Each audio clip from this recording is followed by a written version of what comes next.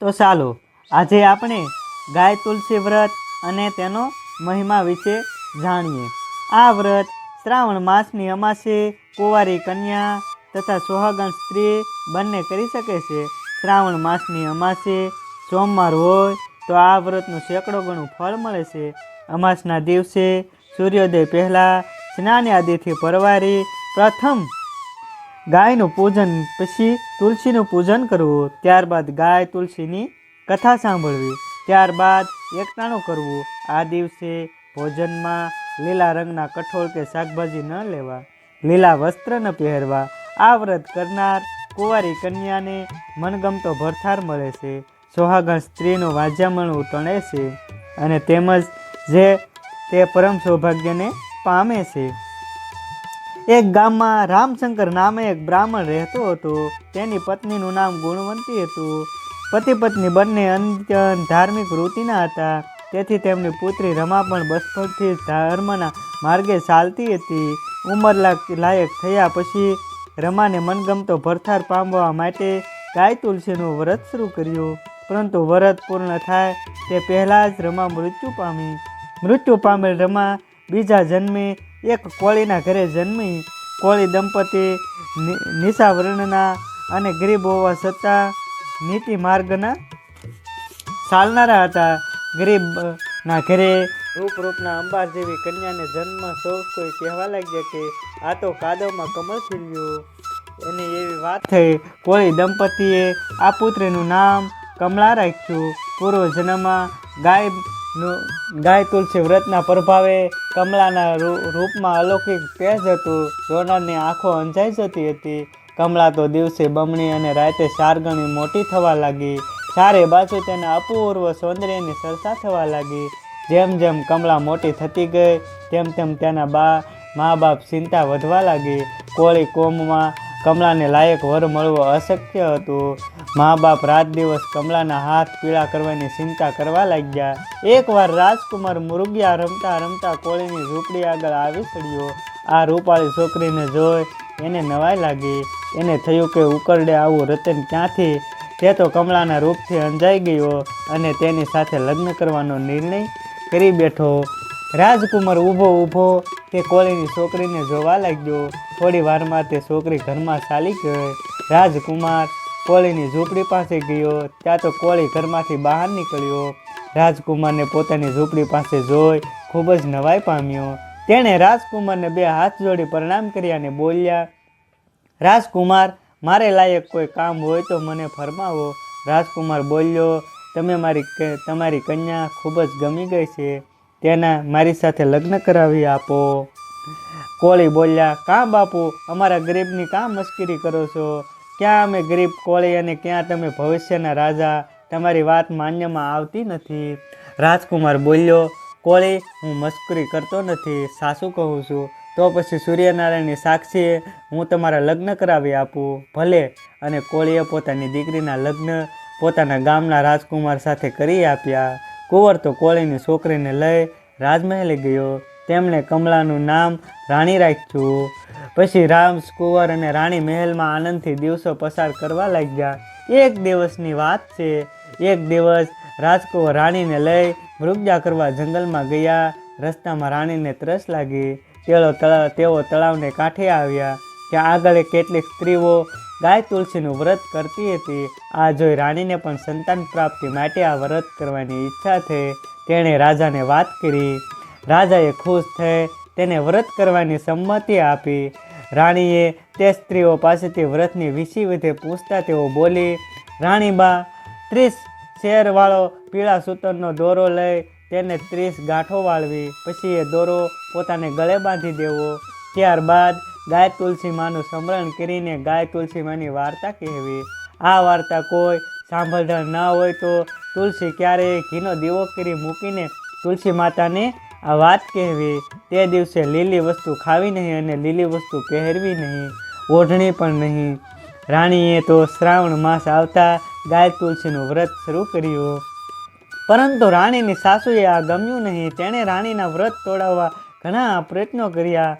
તેણે રાણી પાસે લીલા રંગના કપડાં પહેરવા મોકલ્યા। ભોજનમાં પણ લીલા રંગનું ડિંડોરાનું શાક આપવામાં આવ્યું માટે હુકમ કર્યો. રાણીના ભાણામાં પણ એ જ ટિંડોરાનું શાક પીરસાયું.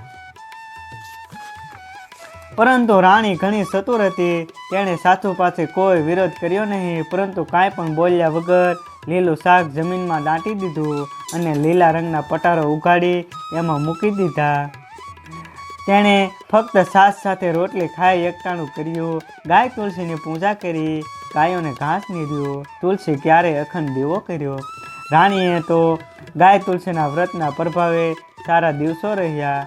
રાણીએ સાસુમાને અને બીજી સ્ત્રીઓને અને રાણીઓને આ વાત જણાવી. આ સાંભળી બધા ખૂબ જ બળીને ખાક થઈ ગયા.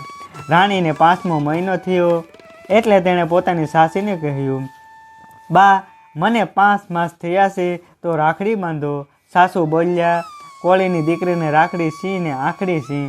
છતાં કસવાતા મને સાસુ 4 રસ્તાની માટી, હનુમાનની માટી, લોઢાની સૂ, કાળા ઊનનો દોરો અને કોરા વસ્ત્રનો ટુકડો એ 5 વસ્તુ ભેગી કરી રાણીને રાખડી બાંધી.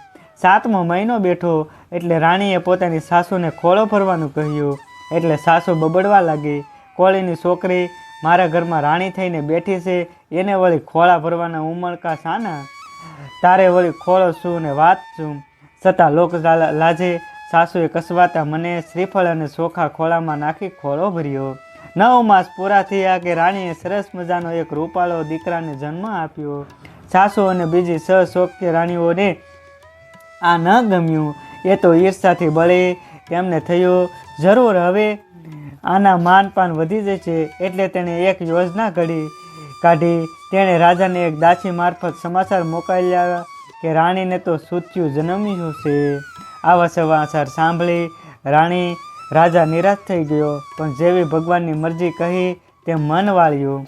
આ બાજુ સાસુ તથા 6 શોક્ય રાણીઓએ પેલા છોકરાને સાનોમાનો એક બાળોતિયોમાં લપેટી દીધો અને એક દાસી મારફતે તેને પહાડ નીચેથી ગબડાવી મૂક્યો. પરંતુ રામ રાખે એને કોણ સાખે?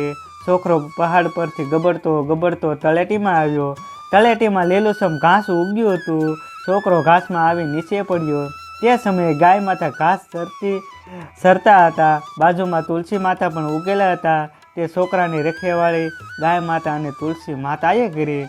થોડી વારમાં સુથારની એક છોકરી ગાય અને તુલસી માતાની પૂજા કરવા લાગી.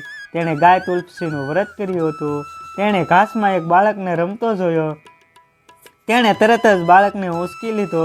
પછી એ તો રાજી થતી પોતાને ઘેર આવી અને પોતાની માને કહેવા લાગી, મામા, જો તો ખરી, ગાય તુલસી માએ મને એક ભૈલો આપ્યો છે. મા તો તરત જ બહાર દોડી આવી. તેણે પોતાની દીકરીના હાથમાં એક નાનકડા બાળકને જોઈ બોલી, બેટી, તું આ કોના બાળકને ઉપાડી લઈ આવી છે? બા, હું પહાડની તળેટીમાં ગાય તુલસી માતાની પૂજા કરવા ગઈ હતી. ત્યાં આ બાળક ઘાસમાં પડ્યો હતો. ગાય માતાએ તેની આ બાજુમાં કોઈ જ ઊભા ન હતા. બા, મને ગાય તુલસી માએ જ ભૈલો આપ્યો છે. હું આ ભૈલાને આપણી સાથે જ રાખી. માએ નાનકડા બાળકને પોતાના હાથમાં ઉંચકી લીધું. તેના મુખ પાસે જોઈ તેને અપાર હેત ઉપજ્યો. તે છોકરાને રમાડવા લાગી. તે છોકરાને પોતાના સગા દીકરાની જેમ ઉછેરવા લાગી. ધીરે ધીરે છોકરો મોટો થવા લાગ્યો. પેલો સુથાર તેને અવનવા રમકડા બનાવી દેતો અને રમકડા પેલો છોકરો રમવા લાગ્યો. એક દિવસ સુથારે છોકરાને સુંદર ઘોડો બનાવી આપ્યો. જાણે સાસુકલો ઘોડો જોઈ લો. છોકરો તો ઘોડાને દોરી બાંધી તળાવે પાણી પીવા લઈ ગયો. એ વખતે મહેલની મુખ્ય દાસી ત્યાં કમળના ફૂલ લેવા આવી. તે છોકરાને લાકડાના ઘોડાને પાણીમાં નમાવી બોલ્યો, ચાલ ઘોડા, પાણી પી લે. લાકડાના ઘોડાને પાણી પીવડાવવા જોઈ પેલી દાસીએ તેને હાંચી ઉડાડવા લાગી. સુથારનો છોકરો ગમારે જ હોય, લાકડાનો ઘોડો કાંઈ પાણી પીતો હશે. આવું સાંભળી છોકરો ગુસ્સે થઈ ગયો. તેણે એક પથ્થરો ઉઠાવી છૂટો ઘા કર્યો અને દાસીનું કપાળ ફોડી નાખ્યું.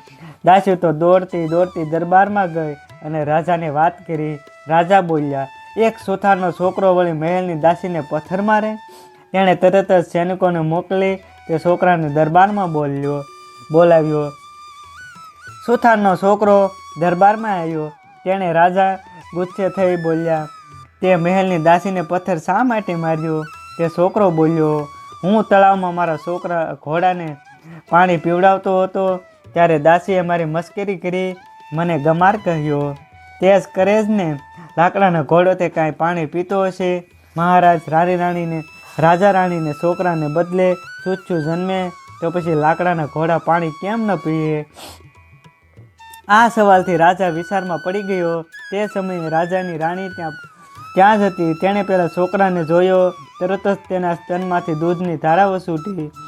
રાણી જાણી ગઈ કે આ પુત્ર મારો જ છે.